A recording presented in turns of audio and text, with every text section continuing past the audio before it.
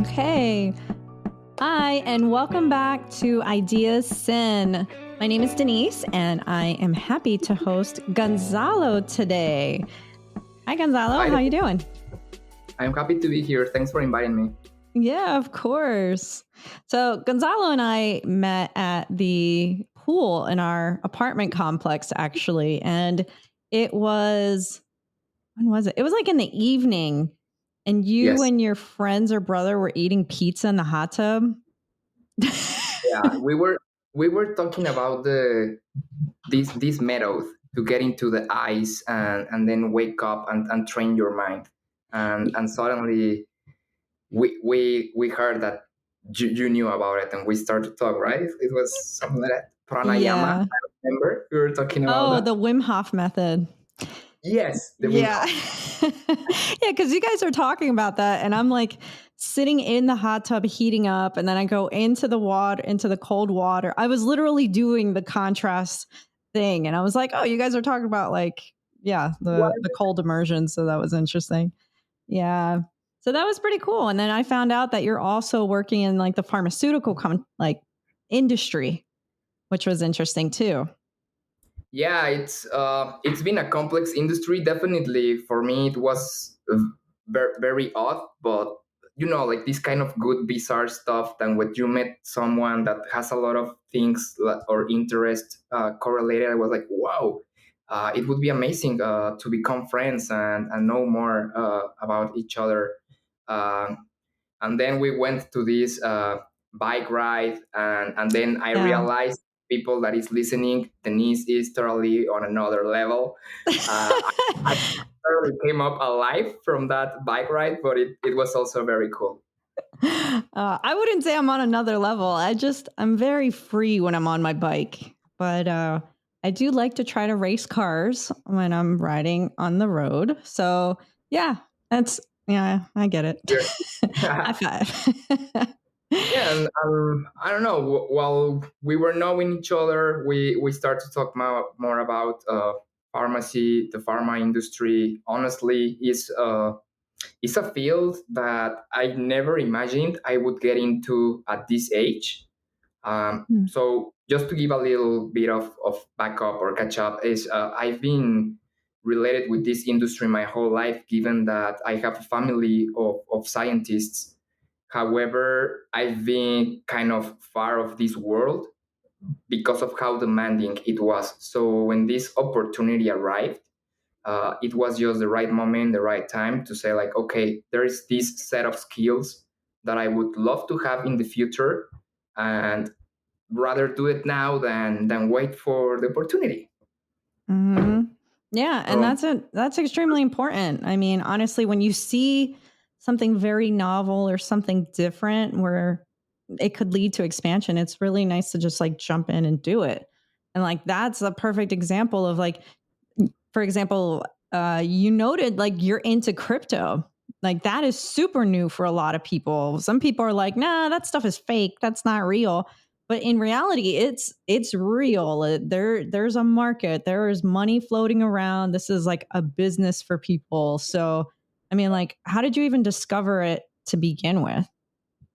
yeah, well, first of all, like, ladies and gentlemen, this is something that is not gonna be gone soon, and it's No. gonna stay. So better adapt. It's something that it's getting better every day. But as you just said, it's very early stage, and there has been some good things done and some very bad mistakes. So the way that I got into blockchain and crypto, it's a very odd story in comparison with other crypto natives. That's how they call us. And it all began on a study abroad.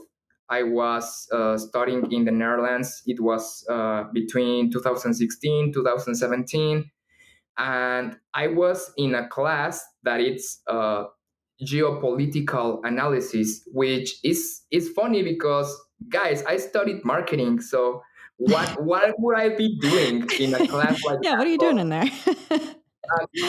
this Erasmus and European study abroads are cool because they try to mix a lot of different fields from what would be a trend in the future. And I just think this class was like a leverage to have like all these like macro perspective thinking, which is something that I like a lot, or it's very attained to the way of thinking that I have. And then probably how that could be applied to marketing. So before I jump very fast into how I got into crypto, on one of these lessons they used to teach us someone called Gert-Jan Hofstede. So Gert-Jan Hofstede, it's not just an anthropologist, but he's also an economist. And this guy managed to determine seven different ways, which I don't remember all of them to be honest, to delimit how's the behavior of a country, like a cultural behavior of a country. So I remember I was in this class, and this professor told me like, oh, for example, you are from Mexico. Italians, Greeks, and Mexicans are very similar.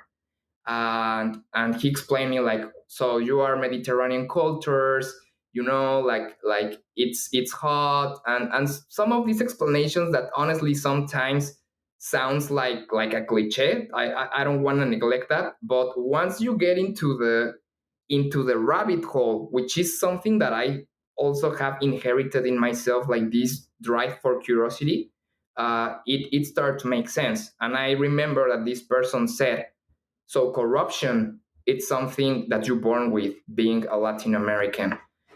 Hmm. And I don't know, it moved something, it drives something inside me since I've been a child. I'll have this, it could be a skill, but also it could be something that can makes you or stops you to grow if you don't know how to communicate it with people. But I'll have always this part for challenges when I try to be, or I'm like a normally like a very chill person, very flowy. But as soon as there is a challenge, or someone tells me that something is not possible, so my mindset changed, and I'm another person. I like to call it like beast mode, but I don't think it's the proper way to say it. So once he said that, I got prone to myself to demonstrate like, hey,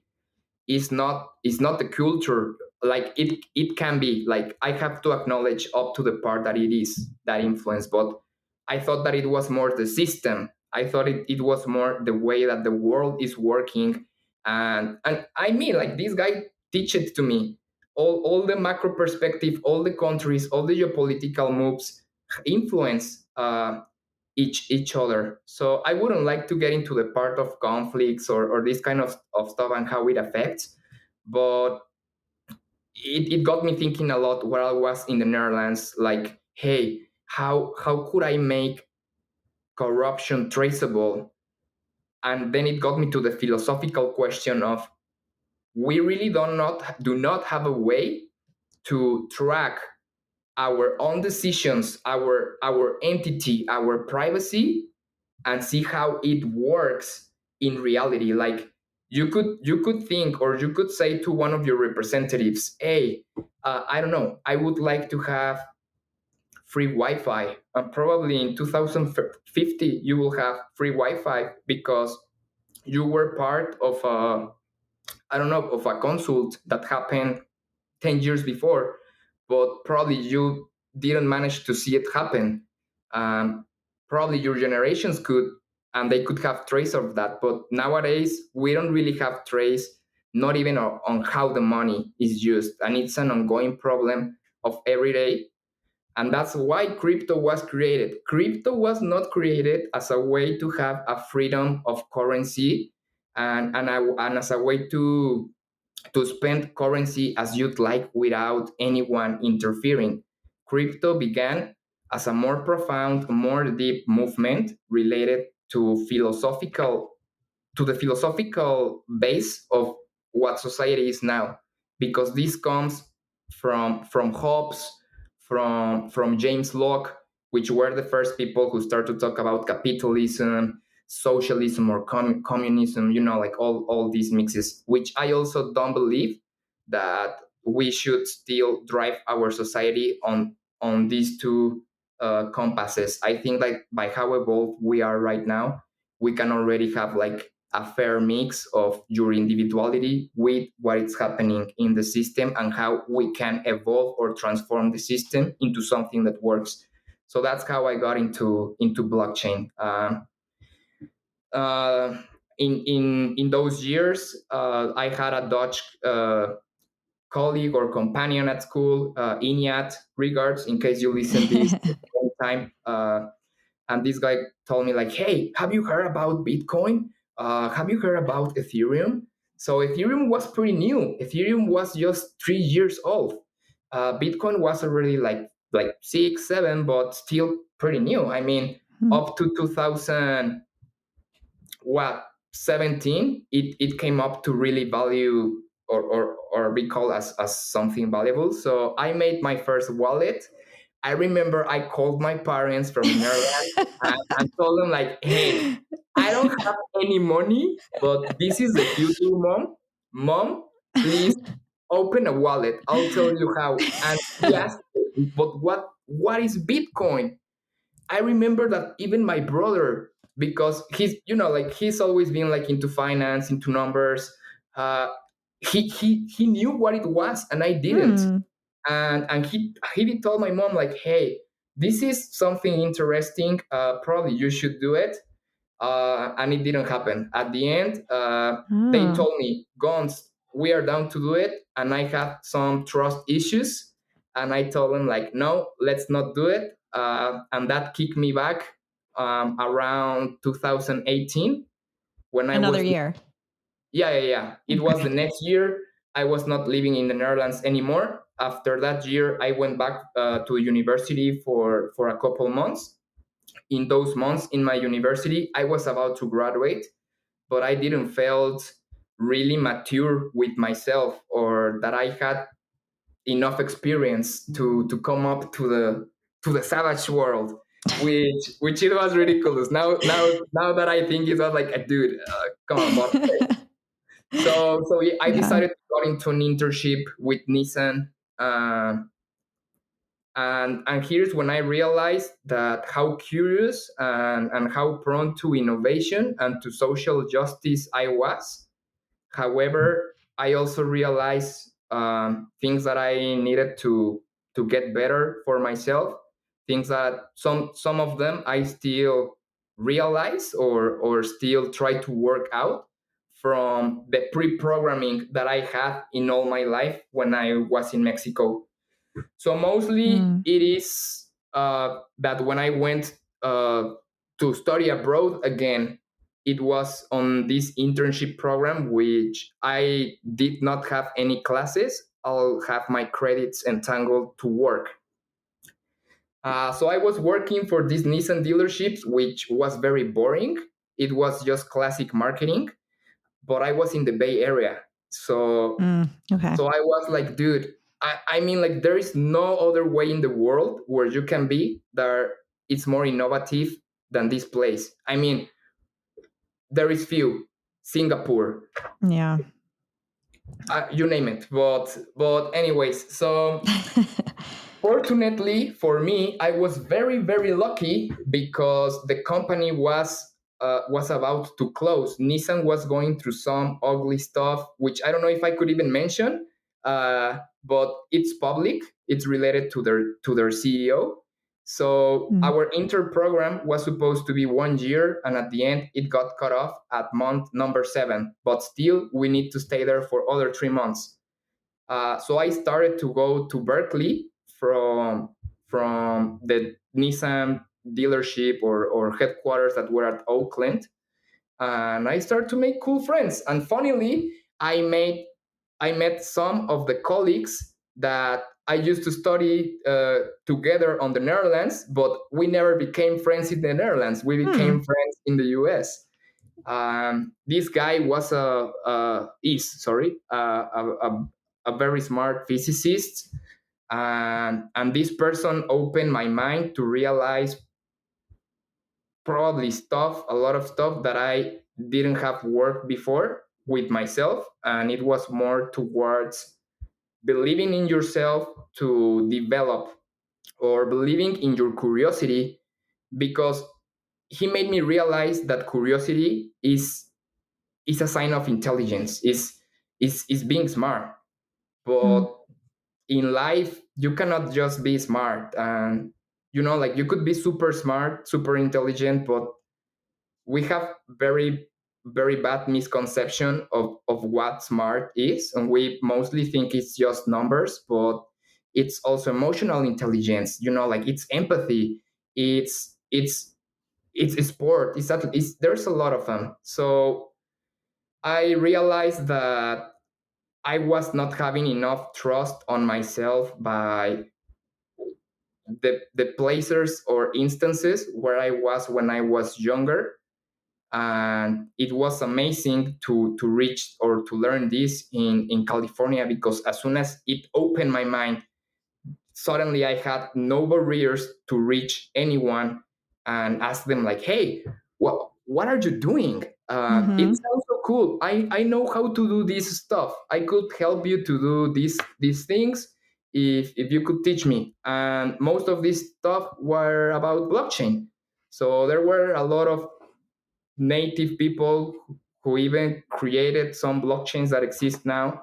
And because of these, like, fortunate relations, I managed to be in the right space in the right time. And since then, wherever I am, I'm trying to look out for this same, like, type of not people, but of places, places that, as I see it, in a funny way, is like outcast hubs. Mm. It's, like, I used to be an outcast. I actually Yeah. still consider myself an outcast and an underdog. And I think that mindset has helped me a lot to overcome things that I would never imagine that I could do. So that's how we got into blockchain. Then at the next year, I came back to Mexico. I've been always very involved in the innovation ecosystem, but because of the nature of the school where I studied, so the university where I studied used to be the same high school where I studied, which they don't differentiate that much the level of or the type of the classes that they gave you. So I realized that I could use my creative input with all these methodologies to come up with stuff that could become rather startups or social impact initiatives. Um, so yeah, I've been looking for this kind of innovation and environments since then, and I think that it's what had helped me the most, because I think that when you meet the right people, then you can also have like a good base for yourself to be like, okay, uh, I have like the correct vibe environment. I have people that also wanna grow, that is probably as open as me or even more. So we can create like something healthy, instead of environments where whatever you create is designed with this making money thinking, which it connects again with what my professor said in those initial days, the corruption way of thinking. So i've Yeah. been i've been battling with that for the last years, up to the level that in 2019 I created Blockstem, and it was my first project, a startup. Blockstem is a software where you can vote from any location with security and with transparency. Blockchain was very successful for the first year. It was an amazing ride, because it made me feel that I was already instituted as an entrepreneur, when you don't really need like a certification or No, you don't. anything to be an entrepreneur. It's you No. just.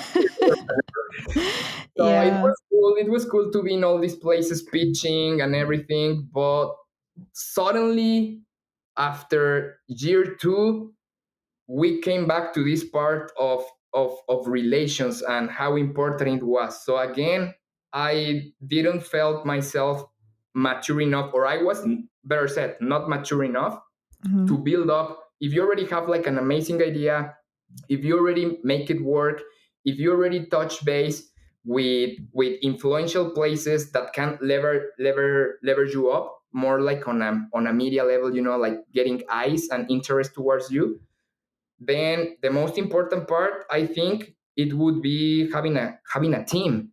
And I did not have a team. So I did have like several colleagues. I didn't even have a co-founder. Seven people, and that all of them are amazing people. I think that I also discovered that, and it's something that I'm pretty sure that you can have also in within yourself, when you come towards people and it kind of gets you this feeling of, okay, this is not a normal human. This person can really do what they say, or this person, I don't know. I got this feeling, for example, when I met my co-founder, Catalina. Mhm. uh, Catalina is 4 years younger than me. When I met her, I was 24. She was 19, 20, and I already could see that she had the potential, probably even to become, and I'm not kidding, like an economic Nobel Prize winner, or even a congresswoman of the Senate in Mexico.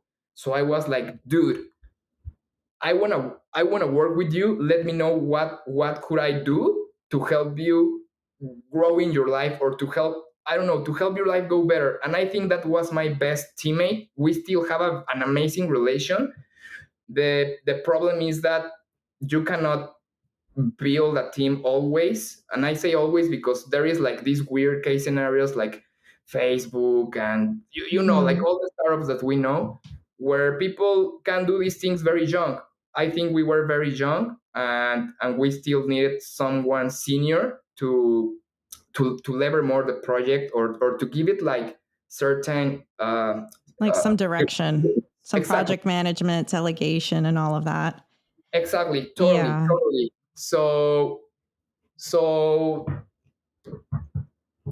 8 months. Oh, yeah, sorry. oh, I Please. was gonna say, I mean, just listening to the story, it sounds like transparency just stands out for me with a lot of things. Because when you're in like the pharmaceutical industry, like we have an audit trail. So for anybody who doesn't know what an audit trail is, it means that our system is able to track everything that is done. So if somebody logs online, they know who logged online at what time and then what exactly they did within the system. And so that's really important when it comes to documentation and keeping track of what, doctor or nurse prescribes a patient medication or what kind of tests were done during the study and so on and so forth. And so with crypto, it sounds like a lot of that is about transparency, is really saying like, okay, financially, this is what this person did at this time, this is how much money was spent, to who it was spent, what it was spent on, and it's all very clear. And seeing it tied into social justice, I mean, like with the government, they're not always transparent on how it is that they're spending their money. There's tons of companies that are not transparent about how they're spending their money. And it doesn't, we're using money as the example right now just because that's the currency mindset that we're in, is being able to track everything. But I mean, even from a social justice standpoint, there are people out there that are going through things in their life, and even if they come out and they're like, this happened to me, I experienced this type of crime or this type of injustice or this type of abuse, even if they come out to say that, like sometimes it's just, oh, no, we're going to ignore that. We're not going to bother to do that. And so I think that that's really cool that you are trying to get into something to really bring to light people's actions, because it's it's like you are caring for the underdogs in a way. You want people to be seen, you want them to be heard, and you want people to be on a more equal playing ground versus just, being swept aside or, being screwed over if something happens. It's just like, dude, what the fuck? Like, And Totally. that happens all the time. That's in so many different societies, so many different cultures. And I mean, even earlier to your first point about your professor saying, oh, yeah, corruption is part of your culture. It's just like, I see his point on that and I see your point on it. And the crazy thought is, at what point does that corruption actually change the action and the thoughts and the feelings within that culture, within those individuals, where they now start seeing corruptive behaviors as a norm, where they start accepting it and they're like, no, that's fine. Like it is what it is. And that's unfortunately, yeah, changing the culture for a negative. But it is really cool that you've been able to go through school and connect through so many different like avenues and how they're all connected in some type of way, how they've all linked you in some type of way. And so jumping back up to your startup and who you were connecting with, I believe you said Catalina. Was that Yes, is Cara. she into blockchain and crypto too, or was she into something completely different and you just, rooted So her in for some other skills or something? I think it would be very important to mention my other passion in life, what really got me into all of Mm. this. So we'll have to go a little bit no back. I mean, that's okay, whatever. So when I was in primary school, this is uh, really what started everything. When I was in primary school, the school that I was in, it was let's say it was not the best social environment that I could be. However, my parents were in a position, in a social and economical position where they were working the most and they were doing their best to give me the best education. I'll always be grateful for that. Plus, now at the end, I can see the perks of the place where I was, but yeah, the school. Just to give you an idea of the school where I was studying, not to give any adjectives. I used to go to play soccer or just on the recess, and we used to find vaccines, jeringas, oh, like syringes, needles. Yeah, needles, syringes. needles Yeah. of probably the neighbors on the other side of the school doing stuff, or we used to get rocks thrown from the other side of the wall of the school to the school. Crystals would get broken. I mean, when you're a child, you are like, oh, war mode. I don't know, Chaos. Yeah. you are playing, but it was something concerning. It was not a safe place. Some of the students that used to be there right now, regards in case that you're listening, but some of them might be cholos, Yeah. and some of them even more organized. Not to say the word, I don't like to talk about that, but because of that, that when I was younger, I had some struggles with health, so I had to take a growing hormone by the age of 10, because I was not growing as I should. So it was always a challenge for me to be in sports, which is Mm. so bad because I realized later in life that I was good in sports. You just need to find the sport. Yeah. So this moved me to get more into activities that didn't relate a lot with physical activity, but more with the mind. I got into two main activities. The first one was math. I was a math competitor. I mean, like, it sounds funny if you say it when you usually actually, oh yeah, I was a math competitor in primary schools. No, yeah, but I did it for several years. I did it like for 5 years, and I also Mhm. got into the debate team. So the debate team was the most amazing part because I learned very young how to have like emotional intelligence skills, how to speak in public, and I got again entangled with the things that we've been talking about. This fascination for the macro perspective, how the countries move. I wanted to become a diplomat up to some part of my life until I realized that most of them are just CIA undercover agents, and I Are don't they? Uh, they're not, but some of them they are. Actually, in diplomacy, they get very pissed when you use a space for a diplomatic to solve a conflict to put a special envoy Hmm. uh, to do other stuff. But anyways, so I started to get into debates early on in my life when I was 10 or 11. By the time I was 16, 15, I was already in the United Nations. So I could really have like a path in my life to work towards that. But I also realized very young that they really do nothing. Like it's more, sorry for saying it like this, but it's just more frivolity. And I always been more prone to the part of action, part of having always to demonstrate to myself that I can do things because of the lack of stuff that I perceived when I was younger. So when I met Catalina, Oh, it and was then real quick, you said you were in the UN. Do you mean like you actually went over to the yes, UN, or that you were like, oh, I'm into studying about the UN? So you no, no, went no. there. I went to the Oh, okay. General of the UN. I represented Niger. It's a country above Nigeria, which actually right now Hmm. just started a war, unfortunately.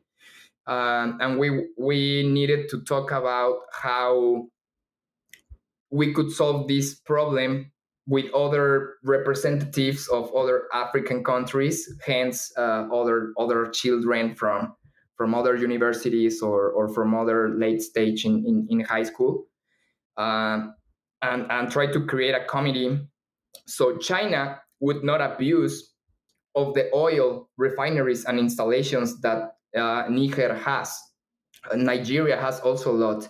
Um, so so then is when my first idea related with crypto popped up. But again, I was not even aware of what it was. So my partner and I, Magda, regards to Magda, Yeah, Magna. we just decided to go to something classic, and actually we took a very bad idea because we proposed uh, to expropriate the oil and send the Chinese out with, at the end, if you are in the UN, you're looking more for friendliness, Union and like, yeah. like more, yeah, more like a team approach. So yeah, And you're later, just like, kick them out. yeah, I mean, like our first suggestion was like, what if we create like a currency for all Africa that it can be just traded among Africans? But we didn't really knew about it. Again, like I learned about crypto 2 years after that. So it already existed, but I was not really into it. So then we were like, okay, like we are having a cool time in New York. Like we already managed to get in the United Nations. So let's just be like very politically correct and say like what it could be like the proper thing. It was not proper, but yeah, And what that did was. they say? Were they like, no, we can't do that? So actually, we didn't take it that seriously because the person who won, it was an American dude. Of course, it was gonna win. Someone from America, and he won everyone by being funny. Mm. Which is part of the reason what make me not be into that world anymore, because I was like, okay, they know that this is not going for real. Like they are not taking it seriously, and it's the same people that is gonna work here in a couple of years. So that motivate me to be like, okay, so United Nations or this kind of things are a lost cause because they are being watched from a macro perspective, and we need to work it out from a micro perspective. Similar thing happened to me with Blockstem. So Blockstem was in the best point to become successful. I got called by the government of my city. I mean, the city where I am is not very big. It could be the same size as Austin, 1 million inhabitants. And if you've been living there for 19, 20 years, you must know at least, like 1,000 persons that might have connections, or something. Depends how social you are. Oh, well, yeah. Yeah, And, yeah. and yeah, so this guy from the government told me like, hey, you just won this competition. It was a public competition with all the candidates to become governor of the state, and it was to give them solutions so they can include them on their plan for the Hmm. next year. So I won that, and I accidentally bet the person who was supposed to win because this event was already planned. Uh, so it was funny because suddenly one day a friend of mine calls me, and she tells me like, Jimena, by the way, Jimena, saludos. She Ooh. tells me like, hey, did you realize that you just won something that you were not supposed to? This person is trying to look for you. Most probably, this candidate is gonna win again. The corruption part, the Hmm. elections hadn't happened, and like yet, and they were already like, oh, this candidate is gonna win. So the mayor of the city uh, would like to have some sort of system like the one that you work on to make consultations, which actually is a pivot that I had to make not to fall in problems with the organ that takes care of voting in Mexico, the INE.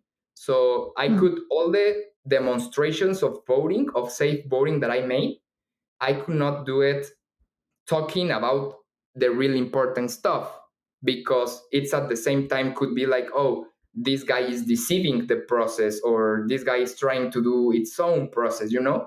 So Hmm. I have to do it with students, with NGOs, inside of political organizations, things that don't touch official citizens yet. So then this person tells me this guy is gonna call you. He's gonna want to use your service, but on their terms. So listen to them. It might be something cool, or it might be something that you better be careful because they could steal it. So Hmm. so I was Could like, you okay, patent it in Mexico or no? you know what's the problem?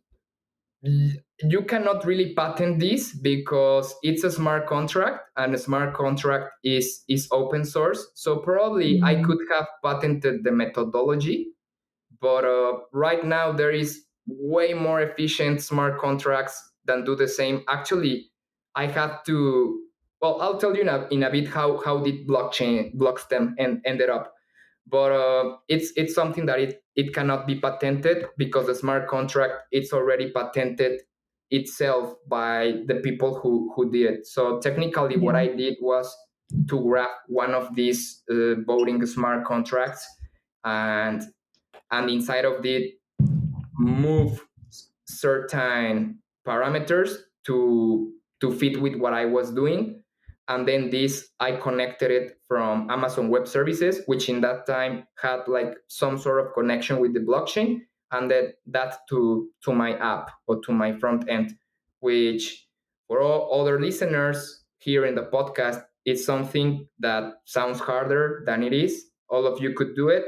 It's more a set of instructions, and laying out your creativity properly before doing everything, than having to learn any hard skills. So this guy from the government approaches me and tells me like, hey, I know these other people that it's also working with blockchain but in another state.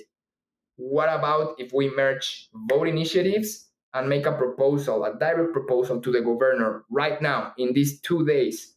So this is the guy who was That's supposed really to, fast. super fast.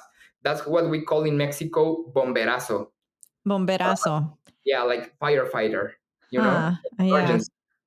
And normally in the political environment, I know like it also happens here, I'm pretty sure. Bomberazos are things that that there is just a small frame of time to propose it before the money is gonna go to someone else, like in short terms. So this guy ends up to doing the most illegitimate stuff of the world, mixing on a presentation, on a pitch, my startup with the startup of the other guys, and taking like the graphic identity of both and just making like an orgy of diagrams and how it's gonna work. Like it was so legitimate, and he was gonna. It was Sunday. I remember it was Sunday, 11 p.m. And he's like, "I'm gonna give it a go tomorrow, man. I'm gonna go." I had this feeling like, dude, This is a bad idea.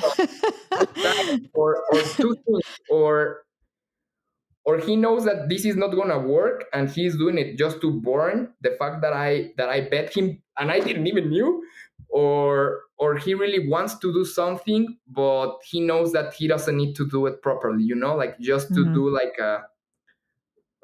like smoke, like a frame, something that looks but Yeah. behind it's nothing, just to take the money out. So I had to contact the guys from the other startup, which are like already like high tier people, like senior people, very experienced. They already went through all the mistakes that an entrepreneur should go. That was one of the mistakes that a normal entrepreneur should go. You wanna probably connect with someone, or try to do like a partnership just to make something stronger. But at the end, that takes all of the original idea. Come on, like it's important to stay to stay strong, to have rigor with what in the first instance your soul told you that it was the correct thing, and I'm pretty sure that way then you can figure your way out. Mm. So I had to call this guy from the other startup and tell him like, hey dude, I'm sorry that I'm calling you at this time, because he was in another country.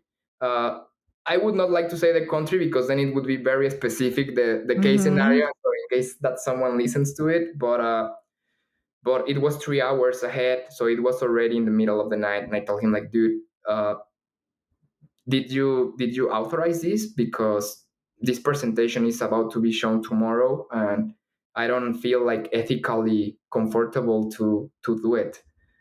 Just check it out. They took all the identity, blah blah blah.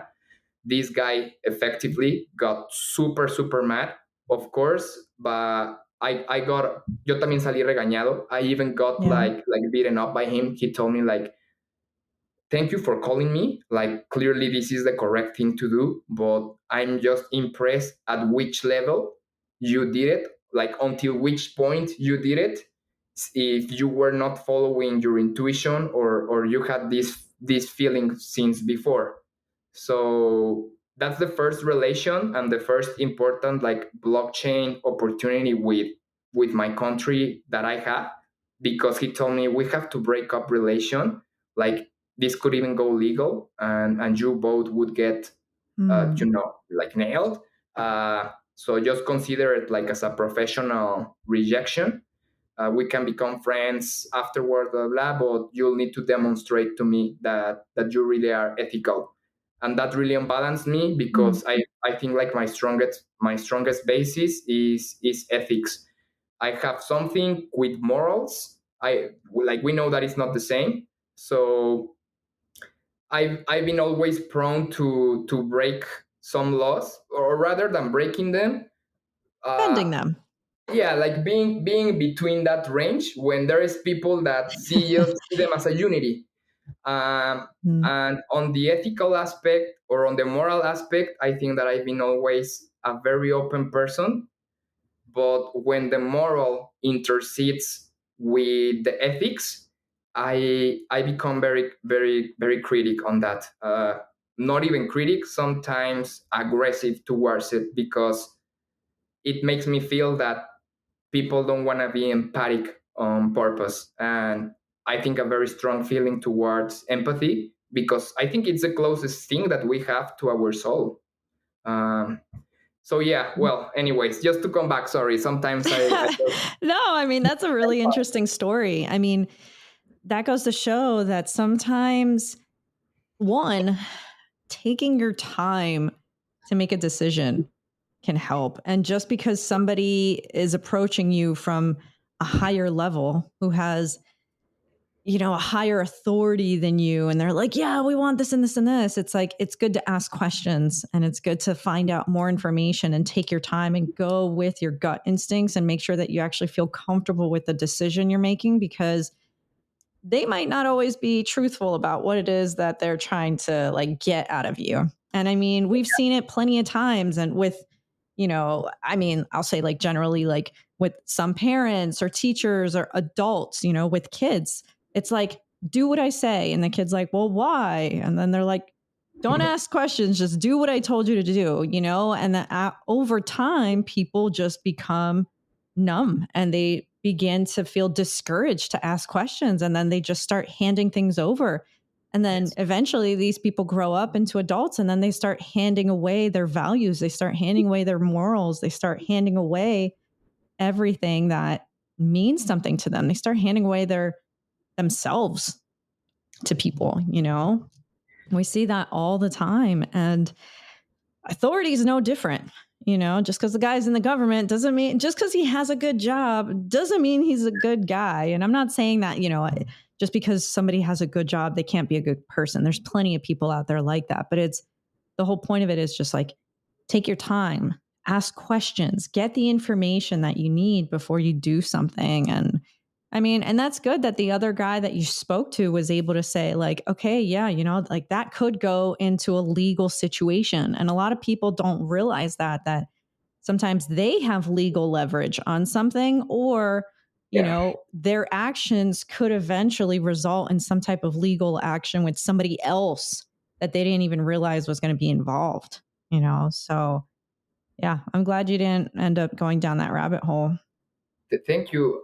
And it opened myself to realize like which were my challenges, and so that's when blockstem start to feel like something very political for me and something that I was not really rooted towards. So it was a stage of my life where I had a lot of confusion on which path to follow, because as I see it, I don't know, like let's say if we make a mental map of Gonzalo, and we portray like what would be like my basis. I think that I have a lot of strong creativity and a very big empathy, but that layer it's underneath has a very strong logical thinking that makes me even fight with myself. So sometimes my creativity is not in peace with the way that I work or the way that I know that I can work. So it's like it's almost like a spiritual skill. I think that creativity has opened to me doors where I even think that I'm crazy. But I think a lot of creatives go through that. Like, am I yeah, yeah, crazy for thinking this and being out of the box? It's like, no, that's what yeah, creativity is. It's thinking outside of the box. exactly, exactly. Mm-hmm. And having to cope or to mix or to learn how to mix the best of both worlds. And that's how we go to the next layer, which is the one that brings me to be so passionate about learning and creating stuff. So if we will encapsulate all this, if you've ever heard about Nigel Thornberry, I feel Mm-hmm. myself like a Nigel Thornberry, but of innovation. So I'm not necessarily an inventor, but I'm do an explorer and also a prototyper. And I started to learn and to grow and to realize that for me, prototyping was the way to push out my creativity and not letting it control my thoughts or to be able to be the best version of myself with other hard skills that for several years I blocked, like for example math. uh, so yeah, I You're don't good at know. math. I'm good at math, but You're great at math. I was just good at math, but yeah, I just learned to dislike them because I didn't knew at that age or that early how everything is related. I mean, I think that probably if you're a good creative right now and if you have the ability to draw or to design something that never so anyone has seen, or even with concepts that already exist, come up with something by yourself. I do strongly believe that you could have like a very strong mind towards math. It's just that we are not very well educated on how to see them. We don't see them as fun, but No. they're everywhere. And I Yeah. think that's also why I like blockchain, because there is a lot of math into it, but it's applied towards people, towards society, and again, it's something that I like a lot. So so yeah, that it's Yeah. that kind of path. So with Kata, we decide to turn Blockstem more into an NGO than a startup. After 4 years, And so three, what's an NGO? So people know. an NGO, it's a non-governmental Yeah, no, you organization. got it. Okay. So literally, it's like more towards social development, and actually it helped a lot because now both of us use the platform or use everything that we did and learn with Blockstem to experiment. So as an example, right now, uh, we had to make it official, like, hey, this is not going to be a startup anymore. We cannot let it die, because we know that there is going to be a point in our lives with probably more experience, or more maturity, or there is just good connections in the universe that drive something to happen.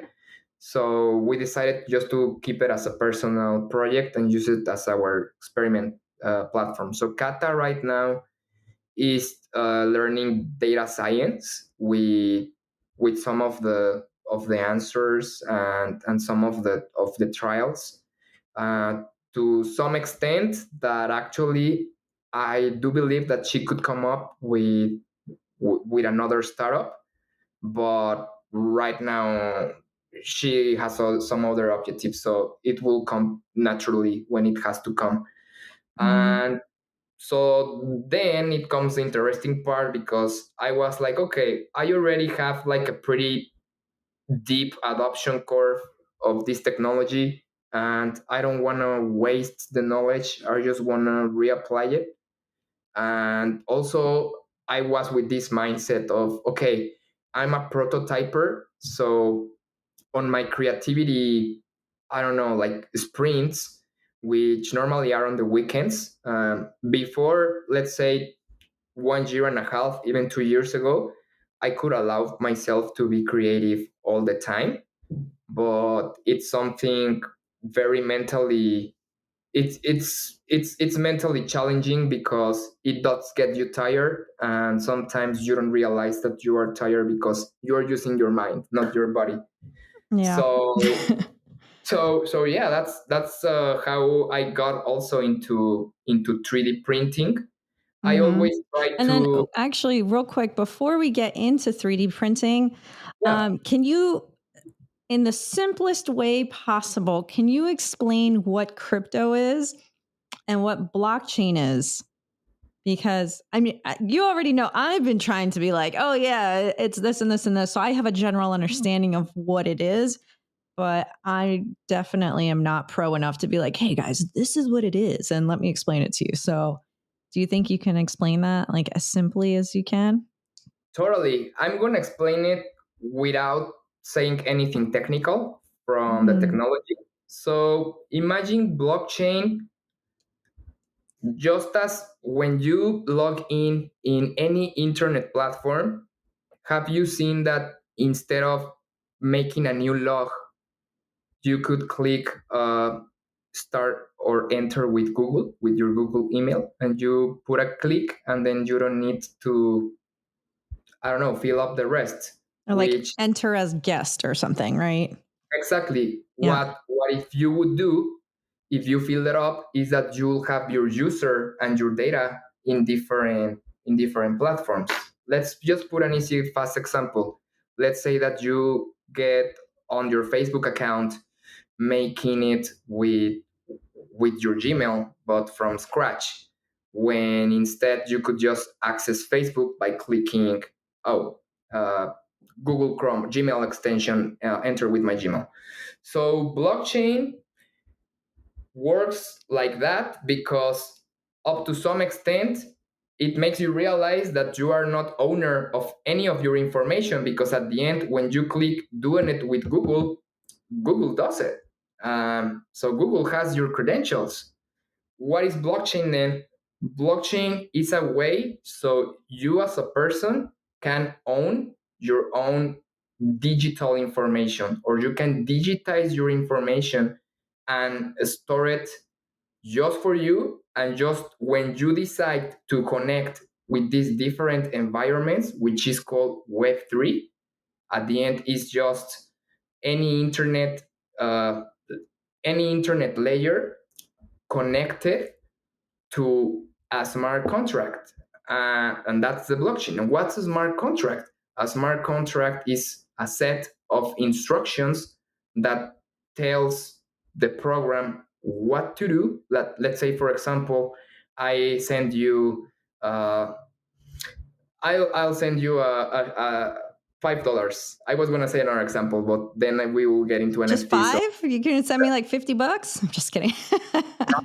I'll I'm send kidding. you all my savings, 20. No, 20 that's a lot. my um, and let's say that for me to be able to send you that, uh, we'll need to validate that each other it's who we say we are. So in order for that to happen, you will need your information to be secure and safe, but also the validation method, and that's done with cryptography. So, uh, are we understanding up to here? I think so. So I have a different analogy in my head. Like I'm seeing it as, and you can tell me if this is totally wrong as well, but like I'm looking at it as you have your own personal debit card, and it Correct. has like your specific card information. You have all of your numbers, and that is like your identification. Like that's your card that links you to your account. That's yours, right? And it's linked to your credit card company or whatever. But then you go to an ATM, and most of the time you want to try to go to a validated ATM, not just some shitty ATM off of like Fifth Street that's like looking really weird and shitty, right? Very So nice. you'll typically go to like a validated ATM, and you enter in the card. And so the ATM realizes like, hey, this is a user that's trying to get money because it has a card that was entered in. And so it's activating the system. And so you go in and you enter into the system. Here's my PIN code. This is how much money I want. And so you're already programming the machine to do something for you, which is to give you this amount of money.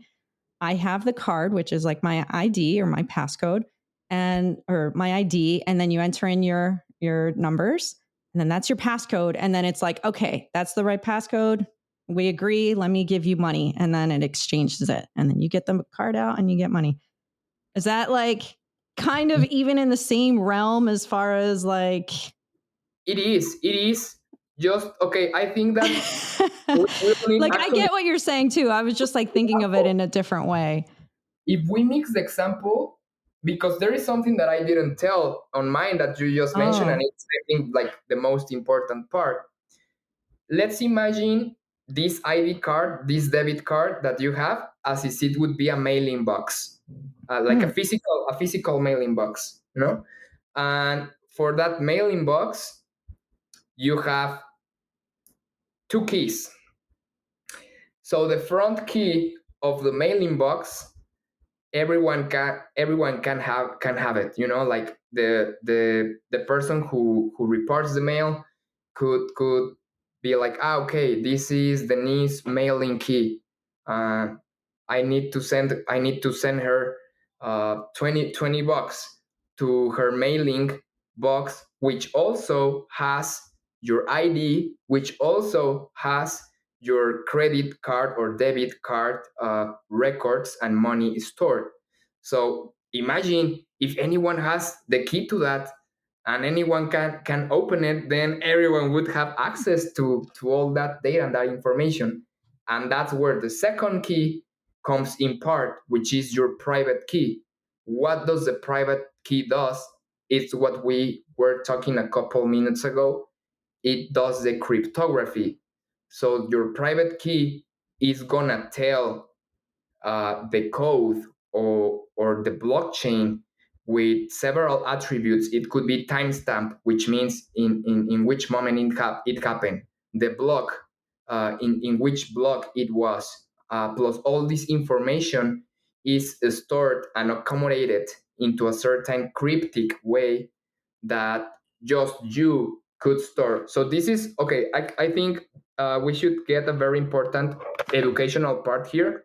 Mhm. Never in your life share or store your private key in a technological device, like not on your notes, So write it not, down.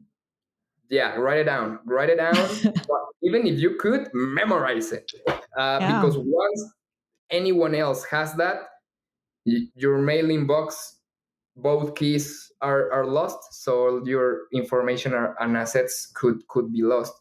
Yeah, so uh, it's like you have a key and then like your fingerprint, which is super unique. That's like the final identification code, right? Like Correct. that's your unique thing. That's what you get in. So your crypto number is like your thumbprint, right? Yes, In yeah, a way. yeah. It's that, because actually, I like, don't know. I mean, you could say if it's wrong, like it doesn't, I don't care.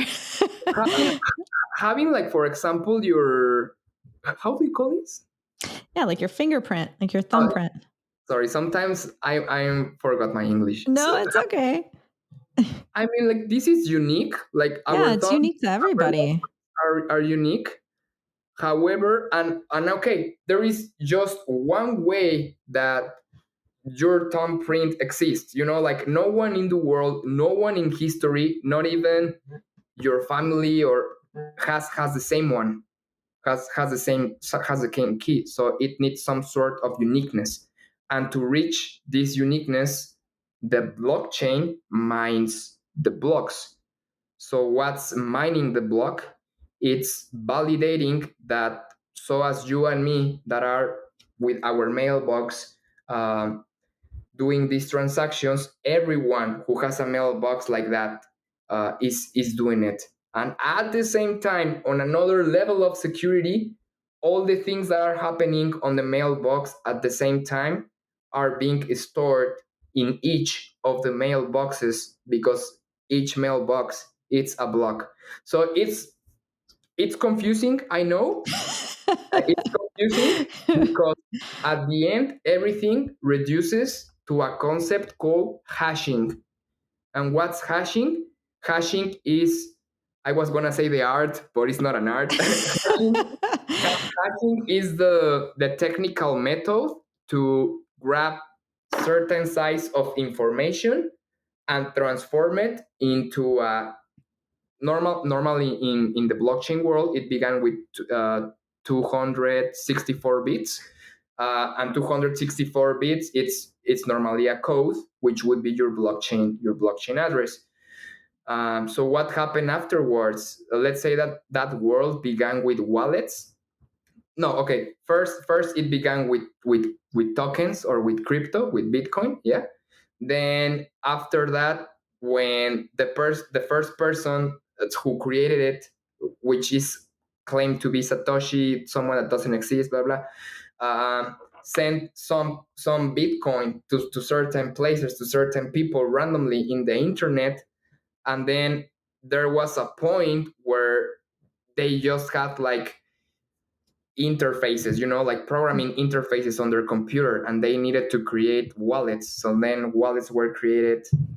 After wallets, then it was like, hey, what other info could we put in here? Like, this is so amazing, dude. And then people start to think like, hey, we could put also images inside it. At the same time, while this discussion was happening, some other persons were like, hey, I don't like the philosophical like narrative that Bitcoin took, because they are mining their blocks with proof of work, which is solving certain operations. And then Ethereum was created, and Ethereum was like proof of stake, which at the end is the same. It's almost the same, because both are based on holding economical assets. So it's not really that spiritual as they say. But well, yeah. Anyways, so on this level, then when Ethereum was created, they say like, okay, we could put images into it, and then some dudes, actually, I think they are from Austin, because I've seen them several times on Capital Factory. They are called Open Zeppelin.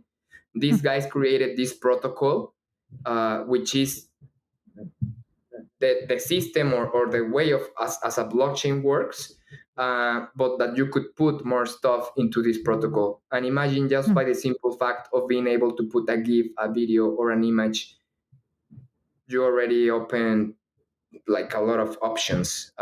From the side of the wallets, it evolved to DeFi, decentralized finance, and then there is a way where both NFTs, non fungible tokens, and DeFi mixed, and is everything that we are seeing right now. So, Denise, I hope that this was an easy explanation. I mean, I have a general understanding of it already, and we use so many random examples to just explain it. So I don't really know if it was like clearly explained. Maybe. Okay. But like either way. One more try, like just super fast. Okay, I won't interrupt this time. Just imagine blockchain as your digital extent of your privacy, and everything that has to involve privacy. It goes from identity to the things that you buy, to your assets, your money, and the situations, or how your data is used. That's why it got transformed into a lot of micro communities, because at the end, you don't need to agree with what is happening on the system. You can always, based on that extent of good ethical basis that they are built on, or transparency, immutability, traceability, then you could even build your own blockchain, because building a blockchain and building a smart contract or building a token, almost all of them require the same set of processes, or even they are like levels of the same thing, of the same knowledge, which at the end is the knowledge of managing to go through internet and through the physical world without being abused from your information, your identity, and something that I think that not all of us take a lot of care of, your philosophy, your spirituality, your way of living. That's why giving this power of individuality, it's so important, because just by this way, probably we could then manage to have enough tools to extend ourselves to create or to come with better communities or societies. So Yeah. No, and I think a lot of people, I mean, myself included, we just undervalue our privacy when it comes to the internet.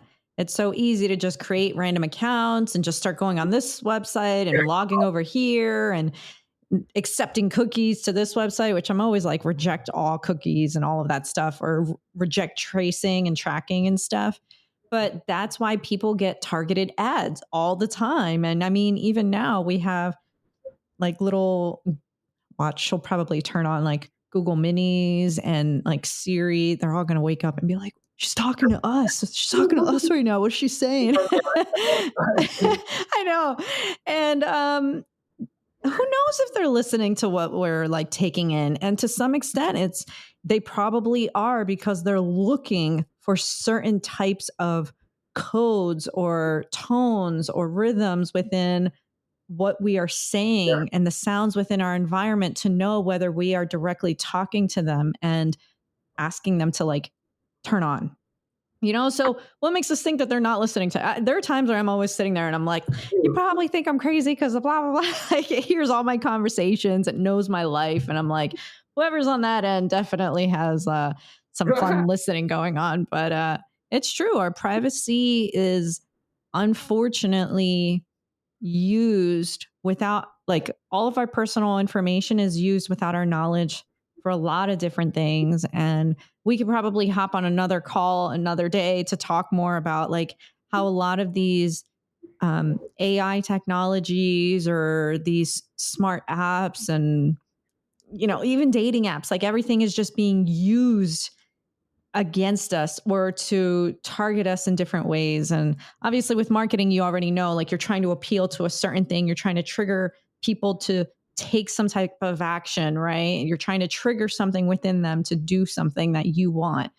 So it's just interesting because now it's getting to that point where it's like, all right, well, we're doing our face ID to log in, but even that, it's like, okay, who knows what they're doing with our actual face within those algorithms? Are they trying to build anything else with other like face like recognition applications, or even with like AI, they're starting to create these humanoid type of features and stuff like that. But Yeah, yeah. it's yeah, it is really crazy what we can get into, but I think that we'll have to jump into another call to discuss that soon because it is really interesting. And I do want to ask you more about 3D printing, but Totally. yeah, I think we're at time tonight, but just in case, is there anything that you would like to tell any of our listeners, like any words of inspiration, or I don't know, anything that you would like them to study more or look into?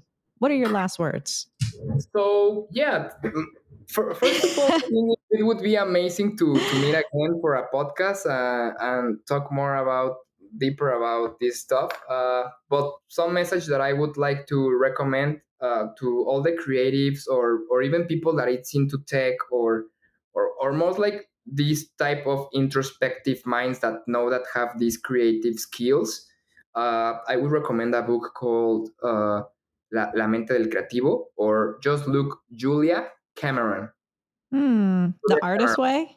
It, yes, very great. Yeah.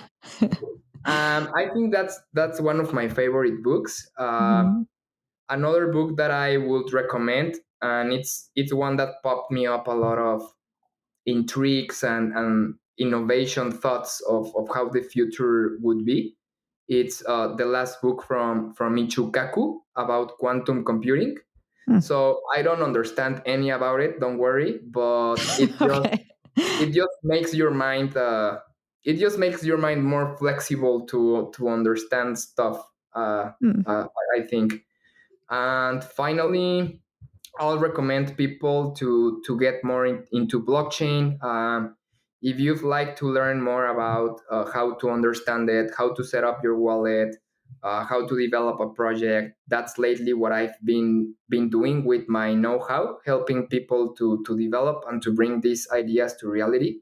So I'll be happy to help. You can always find me on my Instagram, gonzalobam.eth as Ethereum, or in my LinkedIn. And finally, if any of you, if you are like into the pharma industry and you like tech and creativity, we are working on a project All where right. we'll like to bring this. No, yeah, for real. Like, No, I know. It's just funny because, like, I mean, if you're just listening to the audio, you don't see the video, oh, but like Gonzalo put his face right up to the camera. It's just I'm really funny. watching eye to eye, so you can see my soul and I can see. see his soul. I'm like, oh man. It's a little hangover, by the way. But so as I mentioned before, like it's very hard to find people that it's like connected to your interests. So if you would be interested in any point to build up something together with the project we were mentioning before, related or to democracy or to clinical trials, blockchain, make a community and talk about it, I'll be always open. because it's a project that it would need very compromised people and very curious people. So thanks for the space to be able to share that. It was on my mind the whole time, but I was like, "Ah, okay. First, let's explain more things." No, and I definitely see you like sticking with that on like the social entrepreneurial like ventures and things like that. And I do know another social entrepreneur, so I'll see if I connect you guys at some point. I'd like to have him on the show as well. Yeah, he's into some really cool stuff too. And whenever I do the show with him, you guys will know how I met him. But yeah, I think it's really great. Gonzalo knows a lot about, crypto and blockchain and all of that. And for me, I've pretty much summed it down to like, oh yeah, it's like a digital stock market kind of thing. And then it kind of, I don't know. And so Okay. yeah, he's gotten me to create a wallet. I haven't funded it yet, but I did create an account. So maybe I'll keep y'all updated on that journey because that would be kind of cool from like a newbie standpoint. I'm like, hey guys, I did this and I don't know, this is where I'm going. So, So okay, I think it would be cool. I just made yesterday an NFT to talk about what we discussed today. I started to make like a personal blog, so I could actually send yeah, you that NFT, and you could put your chapter, and we could upload it to the blockchain together if you like it. I don't know. nice. Yeah, that would be cool. And so, yeah, all of that stuff, what I could do is I'll enter in all of the references and Gonzalo's contact information as well into the description. So you can just go in and also check out The Artist's Way. This is the second time it's actually been recommended. And I've heard about this book from a number of other different people. So maybe this is like the universe being like, hey, you should read this book and like do it as well. So oh my gosh, my list of reading is never ending. It's just growing all the time, but You it's were just okay. readers, but it's fine. It's We're all we're the good. ones who are gonna save the world. Don't worry. I yeah, right. But thank you all so much for your time. Thank you all for listening. Gonzalo, thank you again for taking the time to talk to me and to tell us about your life and like part of that journey and what really got you into this. It's really amazing to see how much you truly care about, justice and doing right by the people.